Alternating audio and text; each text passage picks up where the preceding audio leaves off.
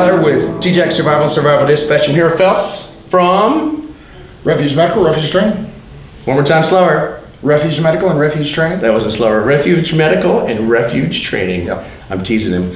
But we're going to talk to you a little bit about EDC. What is EDC? It's everyday carry. Okay.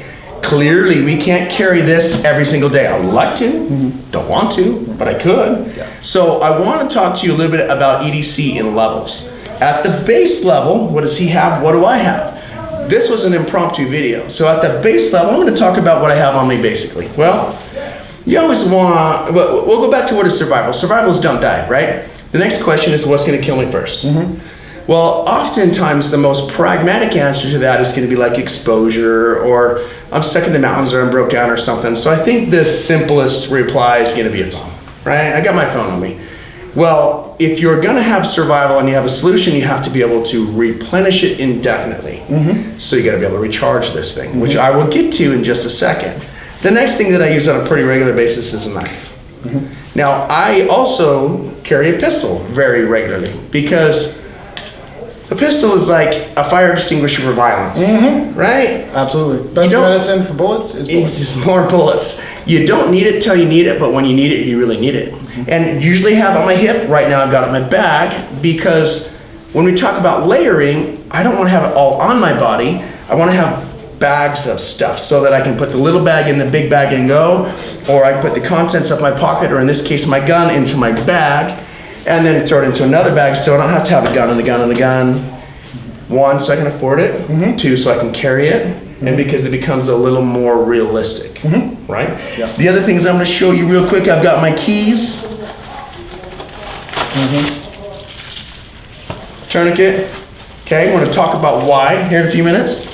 And then today, sometimes I will add a little more of a level. I added a karambit. We're talking about some self-defense related stuff. That's my get off me device while I access my gun. And then in my wallet, I might add, I've got a fire starting device, right? So I've got fire. I don't have water on me. I've got it in my vehicle. I don't think I'm gonna die from water. I've got security, I've got medical, I've got phone calls at the lowest level. So if we step up to the next level, let's talk about his lowest level. I have everything. I've been kind of going along with you. Tourniquet is absolute bare minimum. It doesn't matter if I'm in exercise shorts. I'm gonna have a tourniquet of some sort on me. We are very adamant about if you don't have it on you, you don't have it. You may have it on the bag, but then what if you get separated from the bag? So I watched a video a long time ago of a contractor in Afghanistan got shot in the leg. His bigger concern was returning rounds, which you would think is the proper decision, but his other buddies were returning the rounds. He should have just dropped the tourniquet on him. Any guess on how long it took to kill him? Not long. About 45 seconds. Yeah. That's faster than normal. Statistically, you have no more than 2 minutes. Correct. So if you're in the middle of a gunfight, you have to lay down fire. If someone else can do that for you, you should be working on the tourniquet. If you don't have a tourniquet, you're not going to put one on. Exactly. Right? Yeah. If it's back in the truck or if it's out in the parking lot, no, exactly. That's not helping you right there. Exactly. If any of you guys remember the shooting in France, a city where long guns are prohibited, there were 2 terrorists that went through there with full auto AK-47s. Shot police officers that didn't have guns. I'm not trying to get in a gun conversation, but the reality is the thing they needed the most immediately was tourniquets. They needed a way to stop the bleed, and it was completely legal for you to have those there, right? So that's something that people often overlook and don't carry, or don't carry quick enough access to when they'll carry a gun, but they won't carry. It's like having a tire without a way to fix a flat. Right? Yeah, exactly. We firmly believe if you have something to put bullet holes in someone, you need a way to plug holes as well. So I do have my concealed carry on me, and now I am many states away from my home state, so I have my pistol and one in here, 2 reloads, because I don't know. Like, I'm nowhere near home, so I don't know. All hail the bullet storm? Yeah. Right? Yeah. Well, and if it's a more prolonged time that I'm having to deal with whatever. So the place that I learned the value of multiple magazines is Special Forces Basic Combat Course. We did a 15-minute gunfight. Everybody lasted 5 minutes with 300 rounds. Because if you're just dropping around every now and then, trying to put people down, you'd be amazed at how easy it is to go through a metric ton of rounds. Now, hopefully in a civilian situation, you lay down the hate and you get out. Yeah. But there's no guarantee. Being in an unfamiliar area, to me, I want to have 60 rounds of 9mm to get me from until I feel safe. Yeah, or more. Yeah. Or you can get to another gun, depending on your Until I situation. get into another gun. Yeah, within reason, more is always better. Right. And then also, again, I mentioned it before, if you don't have it on you, you don't have it, right? So in addition to a tourniquet, I pull the insert out of my small back kit, my SOB kit, which I'll hit on. I carry that in my cargo pocket everywhere I go. And that just fits right in there. So what medical problems will that solve? So this is a blowout kit. So this is a step above a tourniquet. This is, I have decompression needle, Sharpie, gloves. It's got body substance isolation, plugging of holes, Yeah. stopping of sucking chest wound, and relieving of pressure from a sucking chest wound. Yeah, you have a hemostatic gauze, you have a mini ETD, emergency trauma dressing, you have more gauze because anytime you're dealing with a real world injury, you need a lot of gauze. And 2 chest seals because bullets tend to go through things, not in them. Go in and out. Yep, and a nasopharyngeal airway and some flat fold duct tape because if you can't duct it. It wasn't broken. Okay, someone's gonna ask me in the comments, where can they find these? So this is the insert out of the small of the back kit from Refuge Medical. And I have that mounted here on my, it's called war belt. Yeah, war belt's a good word. That's what I would Yeah. call war belt. It was built for competitive shooters, so they wanted something they could wear on a pistol belt. And it just goes in here. I have it mounted upside down on my belt because personally I like gravity to Pull be it out assisting with me when I'm pulling it out. So it just slides up in there. Again, tourniquet right on the outside of the package. So I carry one in my pocket. If I'm running on the belt, the tourniquet is attached right there on the bottom of the. Before I forget, what we'd use in Afghanistan, we used rigger bands, and a rigger is a parachute folding American Yep. that has rubber bands that go on some straps on the back of your pack tray. When you jump out, they all break. So we have them in abundance. We would just rubber band the front and back, and if you needed it, you just yanked it off.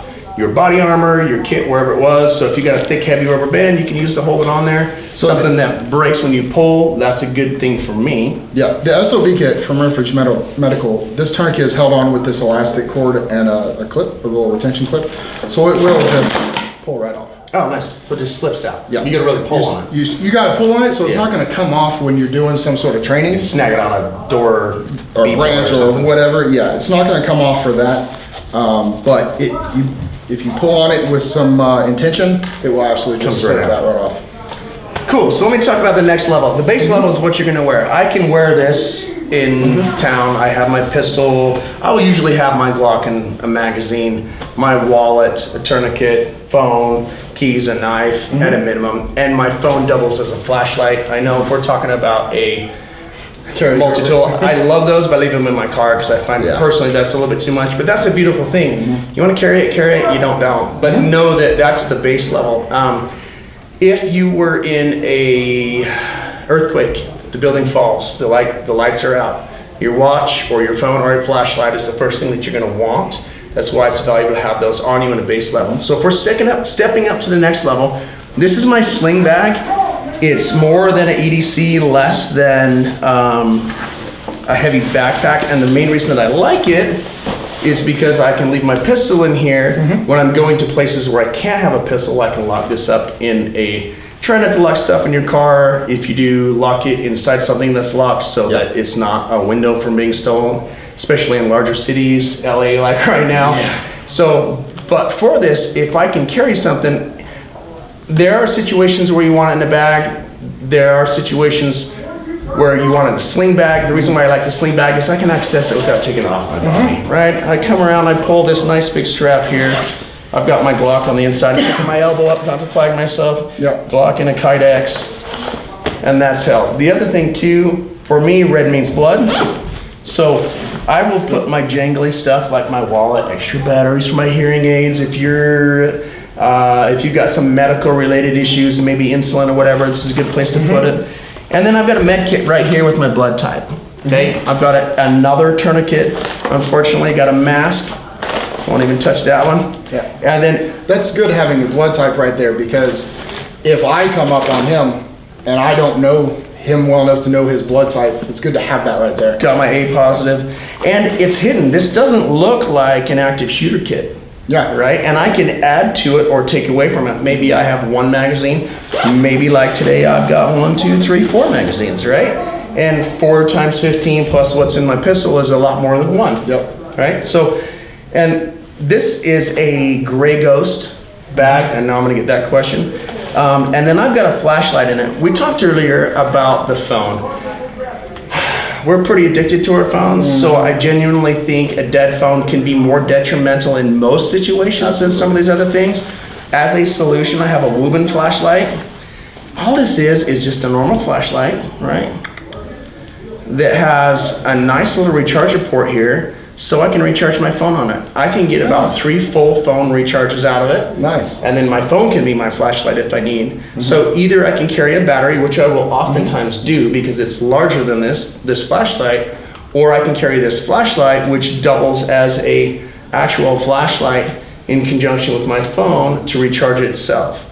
This little guy, C2 Wubin, I see a lot of those cheap Chinese flashlights. This one's fairly well machined. I've been pretty impressed with that. Yeah, there it is. It's a tight. Yeah, it snugs. This comes off the front, and it's just basically off, on, and charge your batteries. Yeah. Now, for me, I have a secondary flashlight that has been permanently part of this bag, Surefire, with extra batteries in it, but it can only be a light. Right. This can be a light, and it can also 2 or 3 times recharge my phone. For me, that's 2 or 3 extra days of continuous use. Right. Where I have connectivity where I wouldn't before, and I really like dual purpose items. Yep. So if we want to step up from this. Yeah, and so if you're out somewhere you're unfamiliar like I am right now, if you are trying to, to be, the tactical term is escaping a bait, right? But if I'm trying to cover distance in an area I'm not familiar with, I'm gonna have that phone open on my GPS pretty consistently. Yeah, I'm gonna have. You can burn through some battery life doing that. Yes. Yeah. Even if you're turning it on and turning it off, you're still smoking the batteries really quick. And I think one of the biggest overlooked things that people have in situations like this is a way to recharge your phone and socks. Yeah, absolutely. So let's talk about this bigger bag. If we need to step it up an extra level where we got to grab something and we are going to walk home 50 miles or in his case 1,000 plus. So, I have a spare battery here. This is my bag that goes everywhere with me. I just have it in the vehicle. I normally have like a change of clothes and socks. And that's funny. I'm joking about that. 9/11 happened. Buildings got knocked down. Nobody could ride what's the subway? Yeah, nobody could ride the subway. Nobody could walk out. So they're in high-heeled and flat-bottom shoes, walking 10s and 20s and 30s and 50 plus miles. Life sucked for them. Yeah. Or you can get some running shoes and a pair of socks. Yeah. So this is just the bag that I carry around with me most often in my vehicle, or like we're in training today, I'm bringing in. This is a Bearfac on the exterior of this, and I went Bearfac. Yeah. Bear improvised. Yeah. Give me the acronym. Bear First Aid Kit. First aid. Okay, cool. It's IFAC from the military is individual first aid kit. Yes, thank you. Individual first aid kit. Yeah, and so this SOB kit, that's not it. right? This SOB kit is much more similar to a military individual first aid kit. The Bearfac from Refuge Medical is very much it's a comprehensive first aid kit. So it will treat the entirety of the March algorithm, which you can attend Refuge training and find out all the details about that. I went ahead and took the shears out and put them right here because I like to have my shears accessible. And when you need them, you need them now. Right. Yep. Yeah. So they're right there. And then the same concept as the SOB. You have a pouch inside of the bag. That pouch has quick clock right on top, some sort of hemostatic bandage. And I have my tourniquet on my person, and I have another one in this pouch right here. And a Sharpie that just went flying. This is the M of your March algorithm. So that's your hemostatic bandage and your tourniquet. You have your ETD, full-size ETD there, some tape, decompression needle, duct tape, because if you can't duck it, it wasn't broke. Behind that, you have 2 full-size hyphen vented chest seals, because bullets tend to go through things, not in them. And then a nasopharyngeal airway. That works the circulation and airway, A and R not circulation, the airway and the respiratory section of the March algorithm. And then this whole pouch at the bottom is the circulation, head injury, and everything else. So got some extra gauze there, a thermal blanket, all the fun stuff like that. And then if you have kids, need Band-Aids, Yep. a little bit of aspirin, Yep. some Benadryl, because it helps them sleeping. Yep. And just a couple things that'll be use specific. Maybe if you've got diabetes, you want medication for that. If you've got some special stuff, add that to it. So, Yep. cool. So that's a full-blown first aid kit, and that's kind of the top. Once you get past that, you're really looking at purpose-built kits, which Refuge Medical also does with crash kits for off-roading. If it's good enough for a Baja team, it's good enough for your Jeep. A mass casualty kit. If you work in a school and you want to have what's necessary to provide basic aid in the event of a school shooting or something like that. Anything above a first aid kit is really purpose-built. And that's perfect because you have the base level, what am I wearing? What can I do without going overboard? You have the next level, what can I carry all day long and not be bothered by it? You have the backpack that's going to get me to or from my vehicle or my home. You have the kit that you can leave in your car and the kit you can have in your home. And you can purpose build for your situation, something for a four-wheeler, something for a school or whatever. I have a big kit that I leave in the back of my car that I'll access all the time. And sometimes I'll pull little sub-kits out of it. Yes. So that I can carry them with me and fulfill the need on a lesser basis. Yeah.